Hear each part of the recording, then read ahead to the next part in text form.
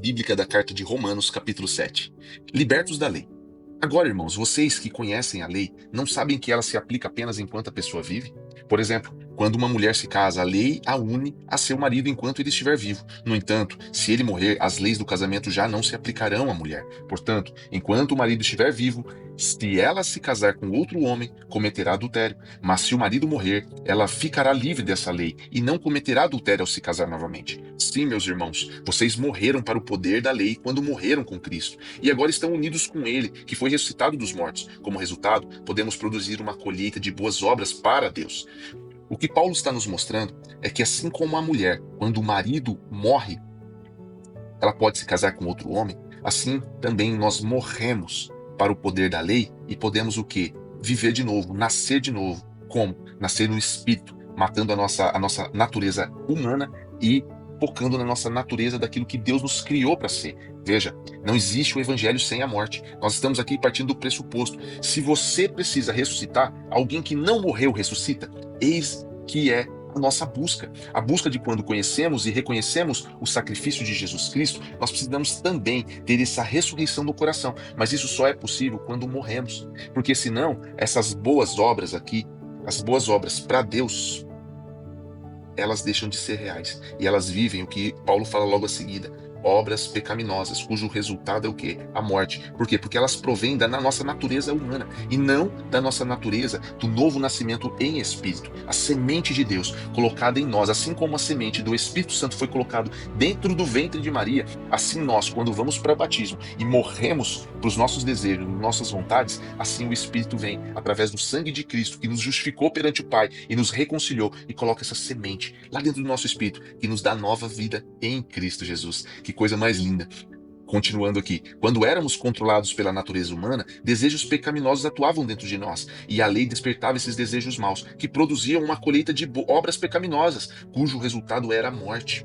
Agora, porém, fomos libertos da lei, pois morremos para ela, e já não estamos presos a seu poder. Podemos servir a Deus, não da maneira antiga, obedecendo a letra da lei, mas da maneira nova, vivendo no Espírito. Olha, meu irmão, que coisa mais linda. Quando você morre para a lei, você vive pelo Espírito. Eu já não faço nada por obrigação. Eu vivo sim uma responsabilidade de um filho que foi o que? Adotado pelo pai e crê 100% de que o nosso propósito, a nossa vida é também conduzir os perdidos, aqueles que vivem na natureza humana, a buscarem a Cristo e viverem essa nova vida pelo Espírito Santo. Por acaso estou dizendo que a lei de Deus é pecaminosa? Claro que não. Na verdade, foi a lei que me mostrou o meu pecado. Eu jamais saberia que cobiçar é errado se a lei não dissesse, não cobice. Mas o pecado usou esse mandamento para despertar dentro de mim todo tipo de desejo cobiçoso. Se não houvesse lei, o pecado não teria esse poder. Houve um tempo em que eu vivia sem a lei. No entanto, quando tomei conhecimento do mandamento, o pecado ganhou vida e eu morri. Assim descobri que os mandamentos da lei, que deveriam trazer vida, trouxeram em vez disso morte. O pecado se aproveitou desses mandamentos e me enganou e fez uso deles para me matar. Isso, porém, só demonstra que a lei em si é santa, e santos, justos e bons são seus mandamentos. Mas então a lei, que é boa, foi responsável por minha morte? Claro que não. O pecado usou o que era bom para me condenar à morte. Vemos com isso como o pecado é terrível, usando os bons mandamentos de Deus para seus próprios fins. O pecado, ele usou os mandamentos de Deus para os seus próprios fins perversos. Ou seja, meus irmãos, o que Paulo está nos dizendo aqui, que quando a gente condiciona a nossa vida sob normas, condutas, leis, mandamentos, doutrinas, essas mesmas doutrinas se tornam o que? A nossa acusadora. Por quê, meu irmão? Porque muitas vezes nós condicionamos uma vida cristã a não errar, a não cometer falhas, a não pecar. Porém, meus irmãos, para o pecado, Jesus, o nosso Salvador, ele entregou o seu sangue. O sangue de Cristo purifica os nossos pecados. Então, o pecado, a falha, o erro, a nossa incapacidade da perfeita santidade, ela o que? Foi purificada pelo nosso amado Jesus Cristo, pelo sangue de Jesus Cristo. Agora, quando a gente fala que a raiz do pecado, que é a dificuldade do que? Das pessoas de não terem o arrependimento, ela sempre estará atrelada à presunção do certo. Por quê? Na arrogância do cumprimento dos usos e costumes, nós somos o quê? Cegos pela hipocrisia. A nossa capacidade de viver as normas, os cultos, os ritos, isso aqui está o quê? Nos colocando vaidade.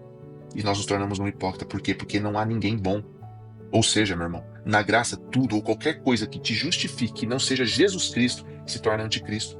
Por isso nós sabemos que a lei é boa, mas o problema está em nós. É o que Paulo vem dizendo logo abaixo. O problema não está na lei, pois ela é espiritual e boa. O problema está em mim, pois sou humano, escravo do pecado. Não entendo a mim mesmo, pois quero fazer o que é certo, mas não o faço. Em vez disso, faço aquilo que odeio. Mas, se eu sei que o que faço é errado, isso mostra que concordo que a lei é boa. Portanto, não sou eu quem faz o que é errado, mas o pecado que habita em mim. E eu sei que em mim, isto é, em minha natureza humana, não há nada de bom, pois quero fazer o que é certo, mas não consigo. Quero fazer o bem, mas não o faço. Não quero fazer o que é errado, mas ainda assim o faço. Então, se faço o que não quero, na verdade, não sou eu quem faz, mas o pecado que habita em mim. Assim descobri esta lei em minha vida. Quando quero fazer o que é certo, percebo que o mal está presente em mim. Amo a lei de Deus de todo o coração. Contudo, há outra lei dentro de mim, que está em guerra com minha mente e me torna escravo do pecado, que permanece dentro de mim. Como sou miserável, quem me libertará deste corpo dominado pelo pecado? Meus irmãos, quer dizer então que o pecado que habita em mim é o culpado pelo meu pecado? Quer dizer que eu não sou culpado, que eu me livro, eu me isento disso, porque o mal que eu faço é o pecado que está em mim? Não, meus irmãos. A resposta está aqui, ó, no último verso. Graças a Deus, a resposta está em Jesus Cristo, nosso Senhor. Na mente quero, de fato, obedecer à lei de Deus, mas por causa da minha natureza humana, sou escravo do pecado. Se lemos esse capítulo de uma forma um pouco distraída, a gente sai crendo que o pecado, que essa lei, ela realmente me faz escravo. O que Paulo está nos mostrando aqui é justamente um ponto central, nevrálgico. Como que fazemos para viver verdadeiramente no Espírito, vivificados? O que Paulo está dizendo aqui, que sim, esse poder do pecado, essa lei que nos faz escravos, ela existe dentro de nós, mas existe aqui, ó. Mas graças a Deus a resposta está em Cristo. Só que o que nós devemos fazer realmente? Fala assim, mas o Jorge sempre fala que não é o que eu faço, é quem eu sou, é a graça merecida. Mas existe uma coisa assim que nós devemos fazer, é isso aqui, ó. Voltar a quem morre, para a lei viverá pelo Espírito. Nós devemos ter uma escolha. Por quê? Porque não é uma obrigação. O Senhor não nos força. Ele sim nos dá a graça através do quê? Do reconhecimento de Jesus Cristo. Então nós precisamos morrer para a carne. Veja que não tem como iniciar uma relação com Deus sem que a gente morra para nós mesmos. Morra para os nossos desejos e prazeres terrenos. Não somos capazes, meu irmão, de vencer essa luta contra a lei e o pecado. Mas em Jesus Cristo, a partir de que eu creio, reconheço o sacrifício dele e eu sou batizado, tá? Eu morro para a natureza humana e renasço, ressuscito no Espírito. E aí sim nós recebemos vida eterna. Por isso que Jesus fala para Nicodemos, ó, eu lhes digo a verdade, quem não nascer de novo não viverá o reino de Deus. Aí Nicodemos pergunta, mas como assim nascer de novo? E Jesus responde, eu lhe digo a verdade, ninguém pode entrar no reino de Deus sem nascer da água e do Espírito, que é o batismo de João Batista, mas em nome de Jesus Cristo. Os seres humanos podem gerar apenas vida humana, mas o Espírito dá a luz, vida espiritual. Meu irmão, é o novo nascimento espiritual. Então que nós possamos buscar esse lugar de morte. Que Deus abençoe e nós vamos fazer a partir daqui uma construção de todos os capítulos que nós lemos até agora, porque o capítulo 8, meus irmãos, é um dos capítulos mais lindos da Bíblia e amanhã a gente vai tratar sobre isso. Deus abençoe e até amanhã. Tchau, tchau.